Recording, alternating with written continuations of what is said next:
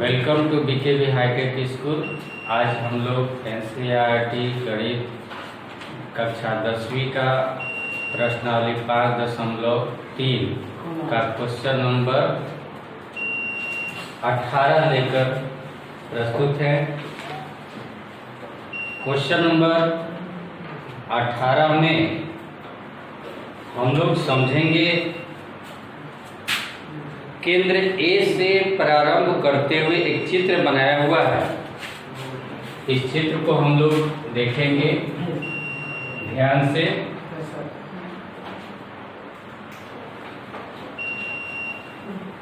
ऐसे दिया हुआ है, यहाँ एक सेंटर बना हुआ है जिसका नाम ए है और यहाँ पर एक बी बना हुआ है और पुनः इसको L1 लिखा है, यहाँ पर L2 लिखा है और L1 के ऊपर है L3 और यहाँ पर है L4। अब इस चित्र को देखते हुए हमें क्वेश्चन को पढ़ना है।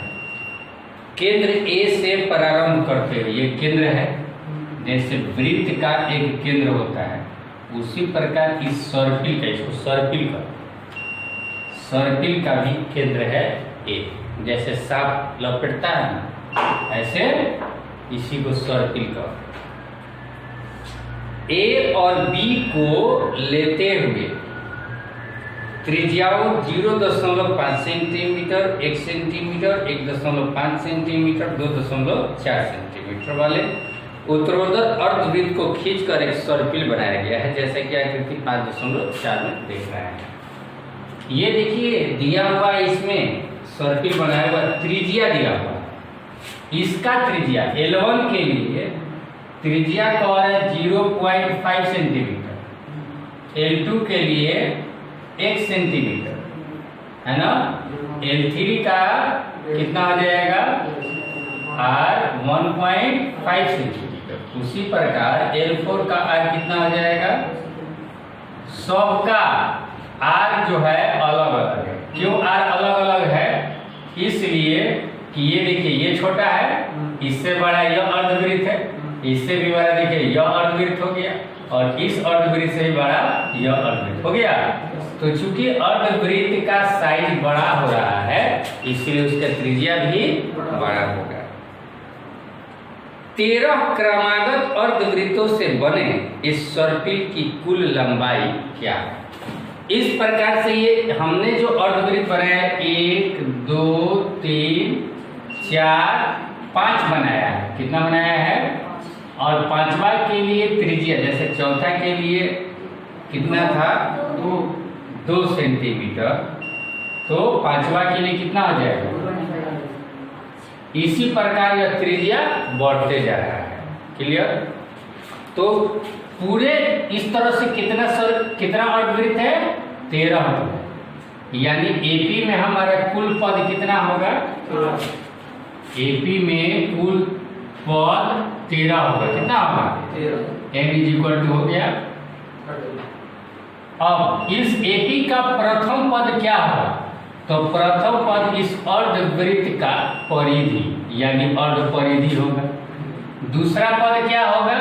दूसरा जो अर्धवृत्त है इसका परिधि, फिर तीसरा का इसका, फिर चौथा पद ये हो जाएगा, पांचवा पद उसी प्रकार छठा पद, और सबको जोड़ देंगे तो बताइए कुल सर्किल की लंबाई निकल जाएगी कि नहीं? निकल जाएगी। तो चलिए सबसे पहले हम कोशिश करते हैं ये पहला जो अर्धवृत्त है इसका परिधि निकालेगा, अर्धपरिधि। तो हम ऐसे देखिए समझाने के लिए मैं बता रहा हूं कि वृत्त की कुल परिधि जो होती है वो कितनी होती है? 2πr होती है। कितनी होती है? और इस प्रकार से अगर आधा वृत्त का निकालना होगा तो ये 2 को हटा देंगे, क्योंकि 2πr को आधा कीजिएगा 2 तो कितना आ जाएगा? πr हो जाएगा। क्लियर? अब पहला एपी का पद जो होगा वह πr यानी पाई और r कितना है? यानी 0.5 पाई, पहला हो जाएगा पाई गुने आर होगा। दूसरा पद कितना होगा 1 पाई, पाई आर 1 है, होगा कि नहीं होगा। तीसरा कितना होगा तो 1.5 पाई। ऐसे ही ये आपका क्या बनेगा अब ये पहला पद ए बराबर निकल गया आपका कितना है 0.5 पाई है ना, और डी बराबर कितना निकलेगा तो 1 पाई में से a2 माइनस a1 0.5 पाई घटा देंगे तो ये जगह 0.5 पाई हो जाएगा। क्लियर। तो a भी निकल गया, d भी निकल गया, n भी निकल गया, तो 13 पदों का योगफल निकालना है, निकल जाएगा। तो 13 पदों का योगफल निकालने के लिए हम AS13 लिखेंगे। कितना लिखेंगे और यहाँ n/2 होता है तो कितना लिखेंगे 13/2, और यहाँ होता है 2a, a मतलब पहला पद। अब पहला पद कितना है तो 2 गुने 0.5 पाई हो गया, हो गया। अब प्लस n माइनस 1, n 13 है, 13 में से 1 घटेगा तो कितना हो जाएगा गुने d, d जो हो गया वो 0.5 d हो गया, पाई हो गया। क्लियर। तो इस प्रकार से 13/2, 2 में 0.5 से गुना कीजिएगा 1 पाई, 0.5 यानी आधा, 0.5 में 2 से गुना कीजिएगा तो कितना हो जाएगा 1 हो जाएगा, 8 आने का 2 गुना 1 पाई लिख दिया। आप प्लस 12 में आधा से गुना कीजिएगा तो 12 का भी आधा हो जाएगा 6। अगर नहीं विश्वास है कोई समझ रहे कैसे, तो 12 गुने 0.5 को कितना लिख सकते हैं 5/10 लिख सकते हैं, 5/10 लिख सकते हैं। अब 5 दूनी 10 और 2 छक्का 12, देखिए तो कितना आ गया 6 आ गया कि नहीं। तो इसीलिए हम यहाँ कितना लिख सकते हैं 6 पाई लिख सकते हैं। अब बराबर 13/2 गुने 1 पाई या 6 पाई 7 पाई बराबर 13/2 गुने 7 गुने, अब पाई का मान को रूप में 22/7, तो 22/7 लिख दिया। 7 से 7 और 2 से इसको काटे तो 11। अब 11 से गुना करेंगे 11 3 33 की 3, 11 और 3 143 सेंटीमीटर आ गया। यह आपका कुल। क्वेश्चन नंबर 18 के बाद अब मैं आप लोगों के सामने बताने जा रहा हूँ क्वेश्चन नंबर 19, प्रश्न 19। इस प्रश्न को भी हम लोग ध्यान से देखेंगे। 200 लट्ठों की ढेरी के रूप में इस प्रकार रखा गया है। लट्ठा मतलब आप लोग किताब में देखेंगे तो लट्ठा बनाया हुआ है इस प्रकार, लाठी नहीं है।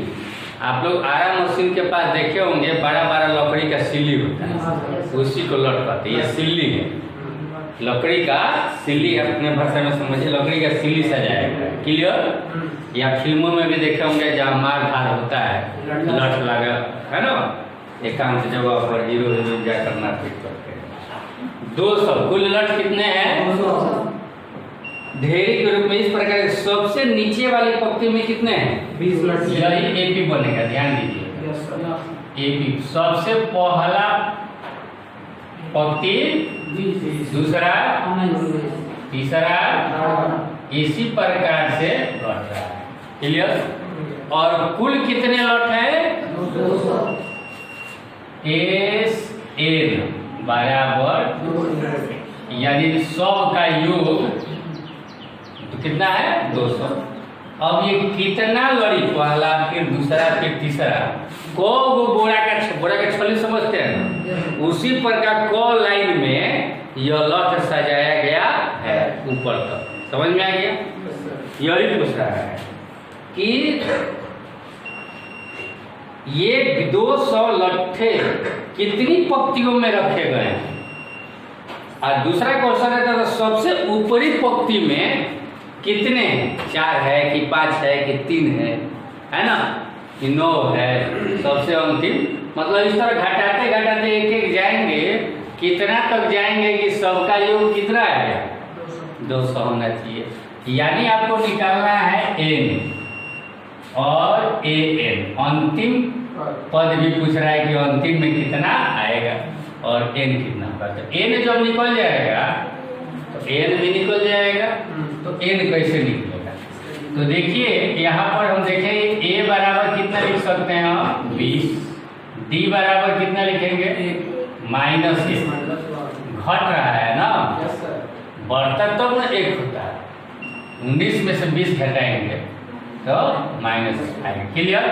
SN बराबर जब 200 दिया हुआ है तो यहीं से हम क्वेश्चन बनाना प्रारंभ करेंगे। SN बराबर हम क्या लिखेंगे? n/2 × a यानी 20 प्लस n-1 नहीं मालूम है, d मालूम है -1 हो गया। n/2 2a n-1 d बराबर कितना लिखेंगे? 200। क्लियर? अब देखेंगे इस 2 को इधर लेकर चले जाते हैं और नहीं तो n इंटू लिखेंगे 2 × 20 40। इसमें -1 से n में गुना करेंगे, -n और -1 से -1 प्लस बराबर 200 × 2। ये 2 जब नीचे का इधर आया तो मल्टीप्लाई के रूप में हो गया। अब यहाँ देखेंगे n और ये हो जाएगा 40 41। तो 41 -n हो जाएगा बराबर 400। अब गुना करेंगे पुनः तो 41n -n² -400 बराबर लिख सकते हैं। -n को पहले लिखना है तो माइनस में तो प्लस करना होगा, तो मैं बोला हूँ कि सबका चिन्ह बदल दीजिए। n² -41n प्लस 400 बराबर आ जाएगा। तो एक तरह से हमारा द्विघात समीकरण आ गया। और द्विघात समीकरण को बनाएंगे किस मेथड से बनाएंगे? द्विघात सूत्र से बनाना चाहते हैं। चलिए तो n बराबर हम जानते हैं क्या होता है? -b ± -√b² -4ac/2a होता है। तो n बराबर हो जाएगा, इधर लिखते हैं वीडियो में, n बराबर माइनस b के जगह पर कितना लिखेंगे? -41 प्लस -√41 का होल स्क्वायर -4 × a 4ac 400 बटा 2a मतलब 1 है, माइनस प्लस 41 प्लस -√41 का होल स्क्वायर। तो अब 41 का जब हम होल स्क्वायर निकालेंगे तो ये हमारा हो जाएगा 1681। कितना हो जाएगा? 1681 माइनस 4 के 1600 बटा 2। अब यहाँ पर देखेंगे 41 प्लस माइनस 1681 में से 1600 घटेगा तो कितना हो जाएगा? बटा 2। यहीं पर हम बना दे रहे हैं 41 प्लस -81 का वर्गमूल निकालेंगे तो 9 बटा 2 बराबर 41 में एक बार 9 जोड़िए 50 बटा 2 और 41 में से 9 घटाइए। 41 में से 9 घटाइएगा तो 32 बटा 2 न होगा। तो यहाँ हो जाएगा 25 और यहाँ हो जाएगा 16। यानी 25 को भी हो सकता है और 16 को भी हो सकता है।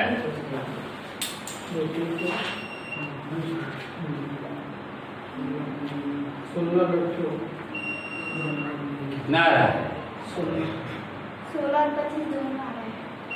16 और 25 दोनों आ रहे हैं। तो 16 और 25 हल करने पर 16 और 25 दोनों आ रहे हैं। मेरा n इक्वल टू 25 संभव नहीं है। हाँ। n इक्वल टू 16 के लिए 25 संभव क्यों नहीं, ये भी सोचिए। क्योंकि देखिए क्यों नहीं संभव है। 25 को हम यहाँ लिखेंगे अमान्य। क्या लिखेंगे? अब ध्यान दीजिएगा क्यों मैं अमान्य लिख रहा हूँ। क्योंकि यहाँ पर A25 जब निकालेंगे तो 25वां जो पद होगा वो माइनस में आ जाएगा। 20 से ही घटाते जाइएगा तो जो 25वां पद होगा वो -5 आएगा। -5 आएगा। अब बताइए कि लठों की संख्या -5 हो सकती है? नहीं हो सकती है। माइनस में तो नहीं, एक गो लठ हो सकता है। कोई कहेगा 0 को लठ रखते हैं, फिर -1 को लठ रखते हैं, ऐसा होगा? ऐसा नहीं होगा। इसीलिए 25 को हम क्या मानेंगे? अमान्य। और किसको मानेंगे? 16। क्लियर? इसीलिए हम लोग जो है A16 निकालेंगे, है ना? n बराबर हमारा क्या आ गया? 16। तो A16 यानी अंतिम में कितने लॉट रखे रहेंगे। तो A16 निकालेंगे तो हम जानते हैं A प्लस 15D बराबर A के जगह पर लिखेंगे 20 और प्लस 15 गुने -1 बराबर 20 घटाओ 15 बराबर, यानी अंत में लठों की संख्या कितनी होगी? 5 होगी। क्लियर?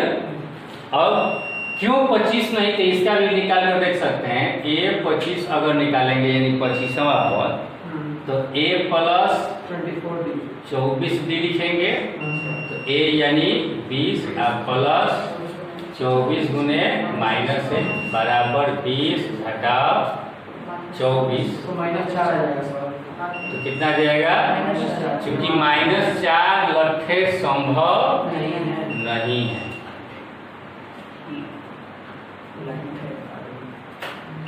इसलिए n बराबर 25 क्या है?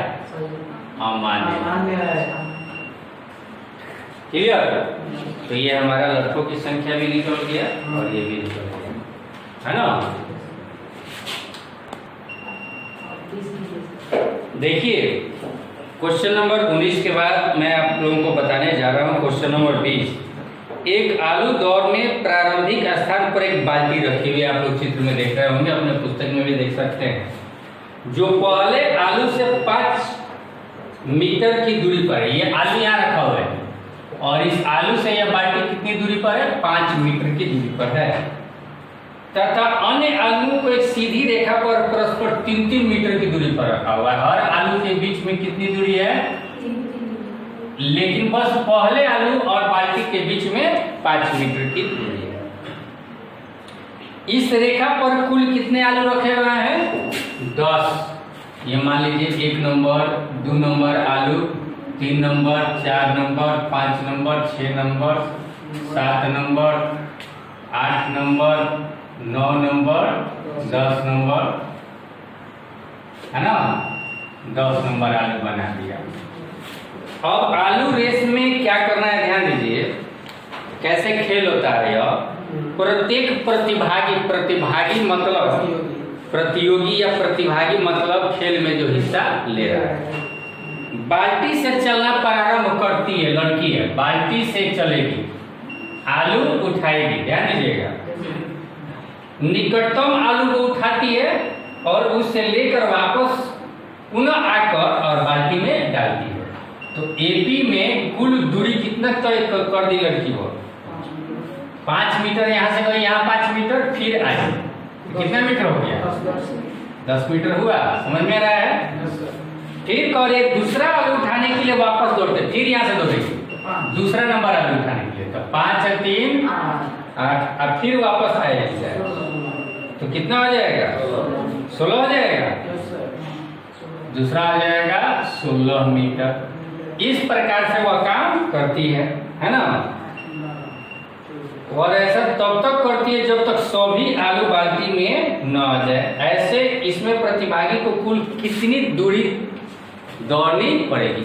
तो पहला आलू उठाने के लिए 10 मीटर, दूसरा आलू उठाने के लिए 5 या 3 8 दूनी 16 मीटर, तीसरा आलू उठाने के लिए 5 या 3 8 या 3 11 मीटर, और फिर 11 मीटर वापस आएगी तो कितना हो जाएगा?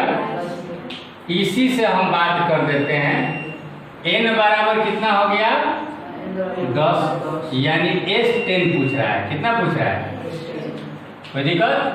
अब S10 निकालने के लिए कितना लिखेंगे? 10/2 गुने 2 गुने a कितना लिखेंगे?